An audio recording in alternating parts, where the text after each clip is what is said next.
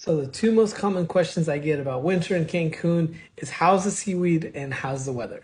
So this is a map that just came out today. As you can see, all the places that it's green, it means that there's very little seaweed. So very little. During the winter months, there's really not a lot of seaweed. And that's why I always recommend people going during the winter months because there's just not a lot of seaweed. The seaweed season kind of picks up around March, April, May, something like that, somewhere around springtime, just as the weather warms up, more and more seaweed grows in the ocean and then obviously gets deposited on the beaches. Another question I get asked about is how's the weather? As you can see, this is the 10-day forecast for Cancun, and there's 40% chance of rain, 60% chance, 50% chance of rain.